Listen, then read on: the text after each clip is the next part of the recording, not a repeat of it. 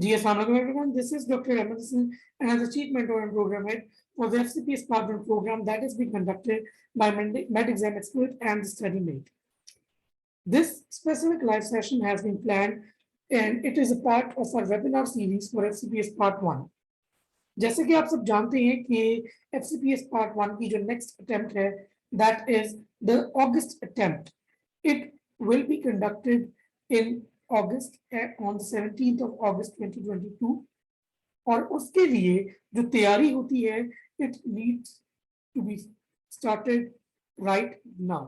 3 महीने में एटलीस्ट तैयारी होती है FCPS Part 1 की and we as part of the team of Med Exam Expert and Study Mate have been conducting live courses for more than almost 2 years and alhamdulillah we have taught more than 3,000 students and ये जो live session है ये basically आपको बताएगा हमारी teaching methodology कि हम लोग आखिर पढ़ाते किस अंदाज में हैं, हम लोग किस तरीके से टॉपिक्स पढ़ाते हैं, किस हद तक हम लोग कंसेप्चुअली लेके चलते हैं, किस हद तक हम लोग रट्टा लगवाते हैं और अल्टीमेटली उस चीज को आप एग्जाम के अंदर किस तरीके से मैक्सिमम यूज कर सकते हैं। तो जो ये लाइव सेशन है इस पे मैं आपको प्रॉपर तरीके से पढ़ाऊंगा कि हाइपोथैलेमस में से क्या क्या चीजें पूछी जा सकती हैं, किस तरीके से क्वेश्चंस किए जा सकते हैं और अल्टीमेटली आपको ये भी अंदाजा होगा by the end of this lecture कि आपका पूरे का पूरा ये टॉपिक तैयार हो जाएगा and you just need to go through first aid book of USMLE step 1 and you will be able to attempt all the questions that will be asked regarding hypothalamus in FCPS Part 1 exam that is being conducted by CPS. So let me start. Just give me a minute.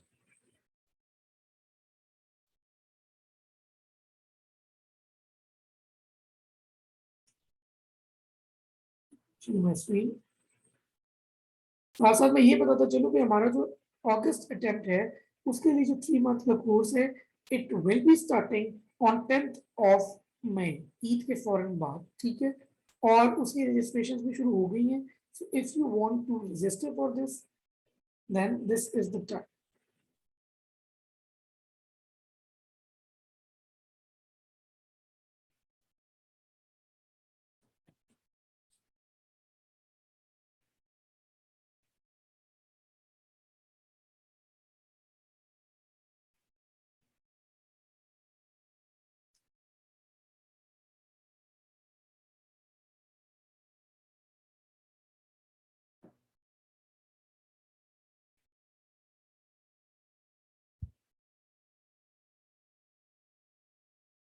Okay जी, let's start. अब hypothalamus basically है क्या? As you guys all know कि diencephalic part होता है brain का जिसका एक पार्ट हाइपोथैलेमस भी है. अब हाइपोथैलेमस में आपको ये पता होना चाहिए कि hypothalamus is part of the brain जो बेसिकली पार्ट है डायनसेफेलॉन का और दूसरी चीज कि आपकी जो होमियोस्टेसिस ऑफ द बॉडी है उसको मेंटेन रखने के लिए हाइपोथैलेमस इज वेरी पिवटल. ठीक है, हाइपोथैलेमस मेजर रोल प्ले करता है in maintaining the homeostasis of the body. एक चीज. अब जो चीज पूछी जाती है ना एफसीपीएस पार्ट 1 में it is the nuclei of hypothalamus. अब न्यूक्लियाई ऑफ हाइपोथैलेमस में आपको क्या पता होना चाहिए कि सबसे पहली चीज जो आपको पता होनी चाहिए वो ये है कि हाइपोथैलेमस में न्यूक्लियाई 3 पार्ट्स में डिवाइडेड है. हाइपोथैलेमस बेसिकली 3 पार्ट्स में डिवाइडेड है, ठीक है. एक है हाइपोथैलेमस का एंटीरियर पार्ट, एक है हाइपोथैलेमस का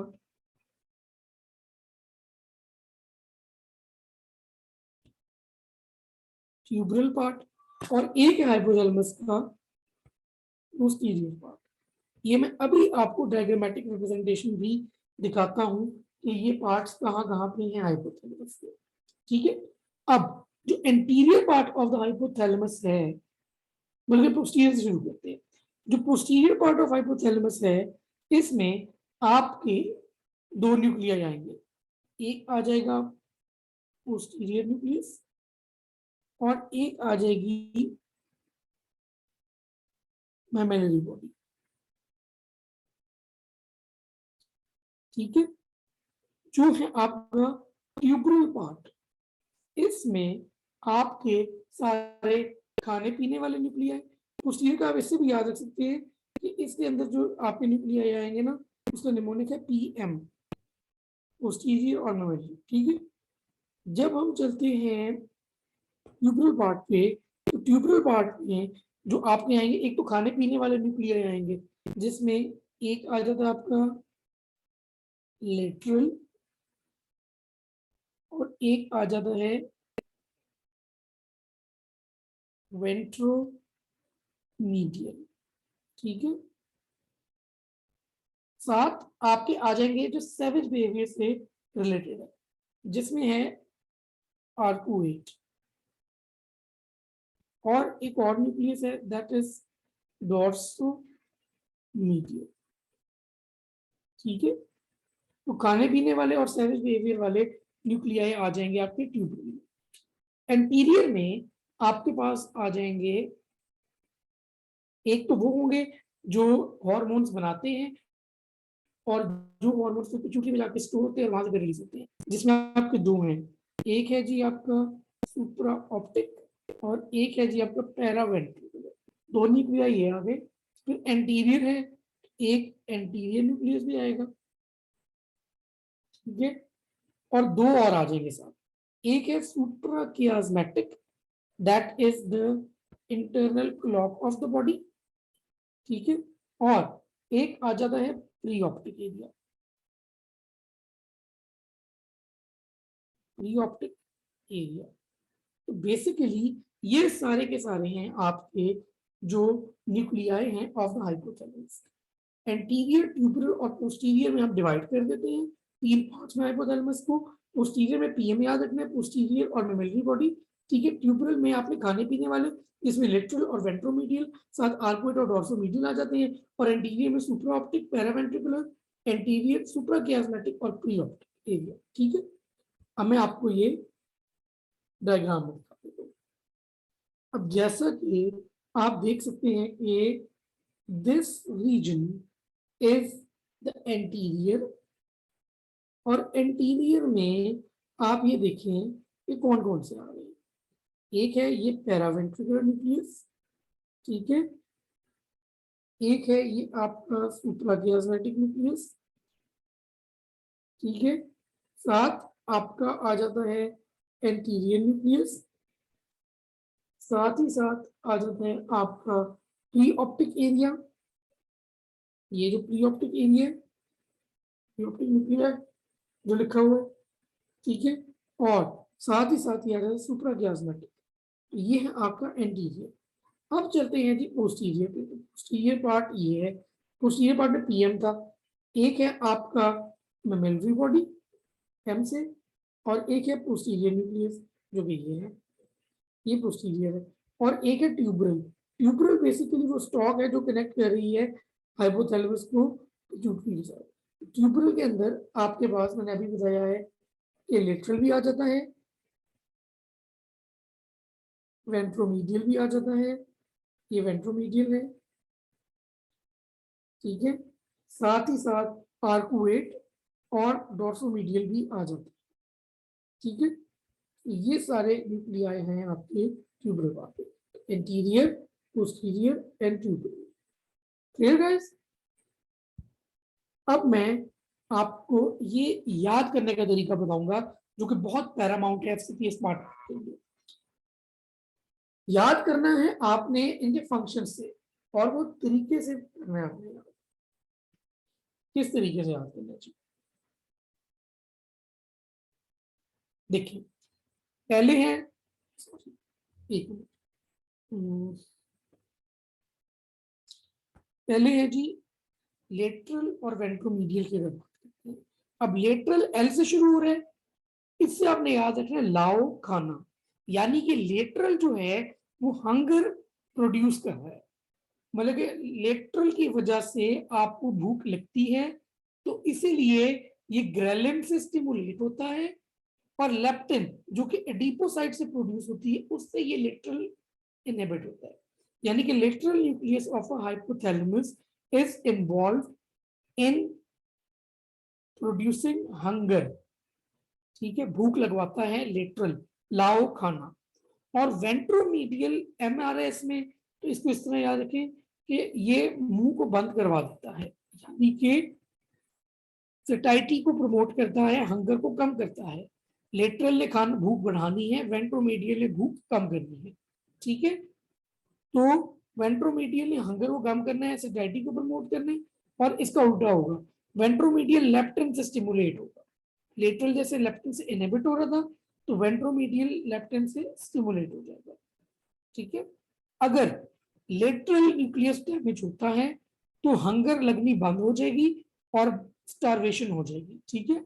और अगर वेंट्रोमीडियल डैमेज होता है तो हंगर बढ़ जाएगी और जो पेशेंट है वो ज्यादा खाने लग जाएगा, हाइपरफेजिया हो जाएगा। Is this clear guys?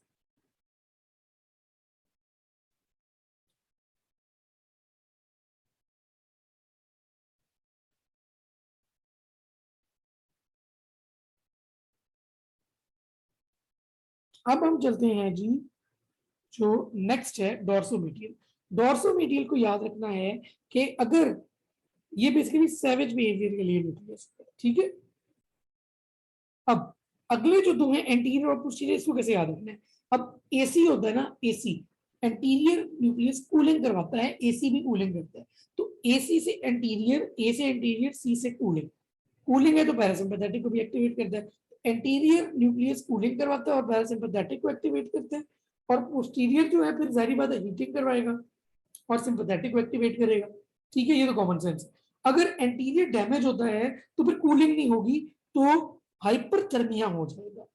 और अगर पोस्टीरियर डैमेज होता है तो हीटिंग नहीं होगी, तो पेशेंट जो है वो ज्यादा हाइपोथर्मिया में जा रहा होगा, ठीक है।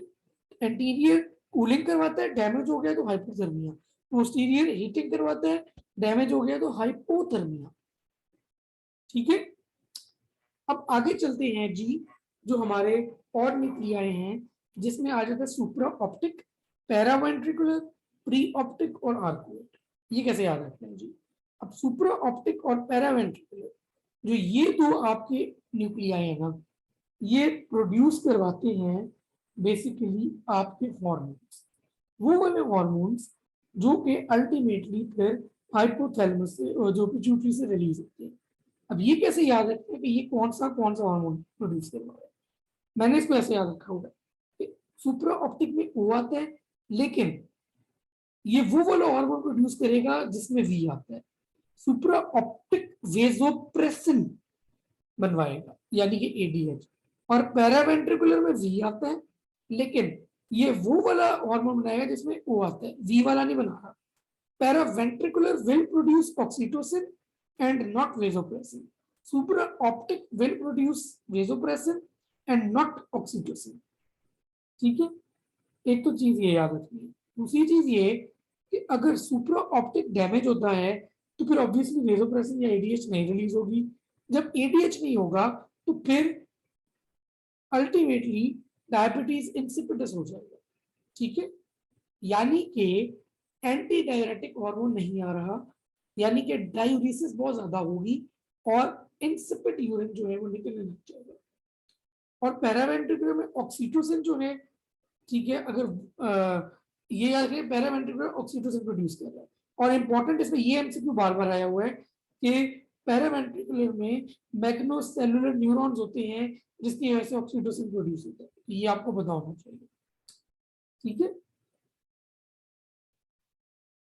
अब आगे चलते हैं प्री ऑप्टिक एरिया और आर्कोइड न्यूक्लियस की तरफ। प्री ऑप्टिक एरिया मैंने आपको पहले लिखा था कहाँ पे? प्री ऑप्टिक एरिया आपका ये है, ये प्री ऑप्टिक न्यूक्लिया है। प्री ऑप्टिक न्यूक्लिया जो है वो GnRH रिलीज करते हैं, ठीक है। GnRH गोनाडोट्रोपिन रिलीजिंग हार्मोन, और GnRH की वजह से अल्टीमेटली आपका FSH-LH रिलीज होता है, जो सेक्सुअल डेवलपमेंट और सेक्सुअल जो है ना फंक्शनैलिटी में काम आता है। अब अगर प्री ऑप्टिक न्यूक्लियस डैमेज हो जाता है और जो पेशेंट है वो अभी उसकी प्यूबर्टी नहीं आई, तो फिर सेक्सुअल डेवलपमेंट अरेस्ट हो जाएगी। और अगर प्री ऑप्टिक एरिया डैमेज हो जाता है और वो बेसिकली प्यूबर्टी के बाद डैमेज हुआ है, तो फिर एमेनोरिया हो जाएगी या इम्पोर्टेंस हो जाएगी। Clear guys?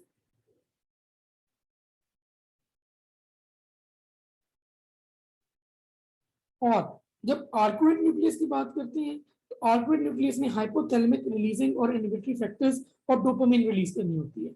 अब अगर आर्कुएट न्यूक्लियस डैमेज हो जाता है तो डोपामिन रिलीज नहीं होगी, डोपामिन रिलीज नहीं होगी तो डोपामिन का मेजर फंक्शन जो है ना वो ये भी होता है कि वो प्रोलैक्टिन को कम करता है। प्रोलैक्टिन ज्यादा होगी तो अल्टीमेटली एमेनोरिया ग्लैक्टोरिया सिंड्रोम जैसे फीचर्स आने लग जाएंगे। वो प्रोलैक्टिन एमेनोरिया भी कॉज करता है, प्रोलैक्टिन ग्लैक्टोरिया भी कॉज करता है। क्लियर?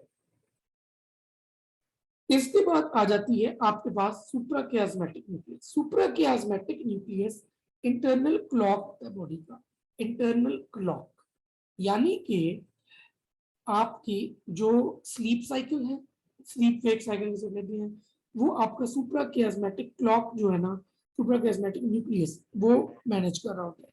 सर्केडियन रिदम जिसको मास्टर क्लॉक कहते हैं, और इसको डायरेक्ट इनपुट आ रहा होता है रेटिना से, उस हिसाब से मैनेज हो रहा होता है। फिर आ जाती है मेमेलरी बॉडी। अब मेमेलरी बॉडी, एम से मेमेलरी बॉडी, एम से मेमोरी, ठीक है, यानी कि अगर मेमेलरी बॉडी डैमेज होती है then there is problem with the memory of the patient. ये बार बार आया हुआ है। और एंड में सिर्फ दो चीजें रह जाती हैं, एक है एपिथैलेमस और एक है सबथैलेमस। एपिथैलेमस में पिनियल बॉडी और हैबिनुलर न्यूक्लिया आते हैं जो मेलेटोनिन रिलीज करती है। पूछा कभी नहीं गया, लेकिन हाँ ये पूछा जा सकता है कि पिनियल बॉडी से क्या चीज रिलीज होती है, एंड दैट इज मेलेटोनिन। ठीक है। और सब थैलेमस में सारे के सारे बेसल गैंग्लिया आ जाते हैं, और अगर बेसल गैंग्लिया डैमेज होते हैं तो फिर हेमीबिलिस। ठीक है। ये थे आपके सारे के सारे हाइपोथैलेमिक न्यूक्लियाई। ठीक है। लेटरल वेंट्रोमीडियल को इकट्ठा याद रखना है, लाव खाना और रोटू खाना डोर्सल मीडियल सर्जरी के लिए, एंटीरियर पोस्टीरियर, एंटीरियर कूलिंग के लिए, पोस्टीरियर हीटिंग के लिए, एसी से याद रखना है। ये सुप्रा ऑप्टिक पैरावेंट्रिकुलर इकट्ठे याद रखने हैं। सुप्रा ऑप्टिक जो है ना वो वेजोप्रेसिन बना रहा है, और पैरावेंट्रिकुलर जो है वो ऑक्सीटोसिन बना रहा है। ठीक है। Preoptic area GnRH produce कर रहा है, और अगर वो डैमेज हो जाए तो restive sexual development amenorrhea importance हो जाती है। आर्कुएट जो है वो हाइपोथैलेमिक रिलीजिंग और नेगेटिव फैक्टर और डोपामिन रिलीज कर रहा है। डोपामिन अब जब रिलीज नहीं होगा, अगर आर्कुएट डैमेज होता है तो फिर प्रोलैक्टिन ज्यादा आ जाएगा और एमेनोरिया ग्लैक्टोरिया हो जाएगा। सुप्राकियास्मेटिक सर्केडियन रिदम मैनेज कर रहा है, मेमोरी बॉडी मेमोरी कर रही है, एपिथैलेमस में मेलेटोनिन रिलीज कर रहा है, और सब थैलेमस जो है वो बेसिक गैंग्लिया की सर्किटरी जो है ना वो कर। कोई क्वेश्चंस, कोई क्वेरीज अगर आपकी हैं हाइपोथैलेमिक न्यूक्लियाई से रिलेटेड तो वो आप अभी पूछ सकते हैं। The floor is open for question and answers. Q&A session start.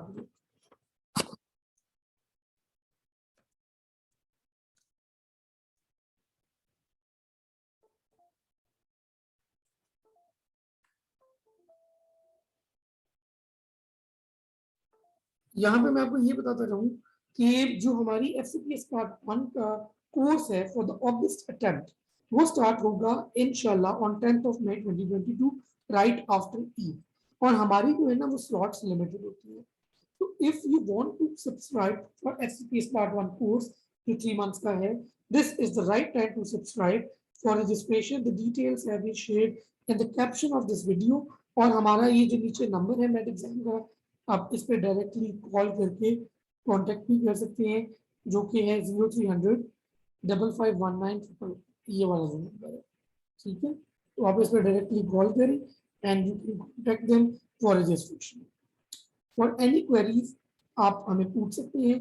Doctor Hammad will conduct session soon to इंशाल्लाह regarding the schedule of the 3 month course. मैं आपको ये बताता चलूँ कि नॉर्मली CPS की जो है उसकी जो है जो पासिंग क्राइटेरिया है उसमें 5 to 10% कैंडिडेट्स फॉल करते हैं, लेकिन अल्हम्दुलिल्लाह हमारा जो रिजल्ट है it has been more than 85% throughout. और अब तो पेपर्स भी सारे कंसेप्चुअल आ रहे हैं, तो it is very Paramount for you कि आप तैयारी अपनी कंसेप्चुअली करें। तो अगर आपको कोई क्वेश्चंस की क्वेरीज हैं आप पूछ सकते हैं and I will be glad to answer those just inbox the study mates page और अगर रजिस्ट्रेशन से मुतालिक डिटेल्स आपको चाहिए तो you can directly contact the Med Exams official number that is 0300 551 and our back end team will be glad to help you out with this. Do join us for the FCPS Part 1 course of the August attempt that is for 3 months starting on 10th of May. दोबारा से बताता चलूं limited slots होती हैं तो once the slots are filled we won't be able to cater you. I hope this session of hypothalamus was helpful for you guys. आप इस session को एक दफा दोबारा अगर देखना चाहते हैं तो देखिए. It will be shared in the recorded form on the StudyMates official page and it will be shared on various social media platforms as well. और उसके बाद अगर आप एक स्किम थ्रू करते हैं from the first aid तो you will be ready to appear in the exam और ये वाला टॉपिक आपको कहीं और से करने की जरूरत नहीं पड़ेगी. I hope this session was helpful. Hope to see you guys in our August 10th FCPS Part 1 course that is starting on 10th of May. Thank you so much for your time. Jazakallah khair. Allah Hafiz.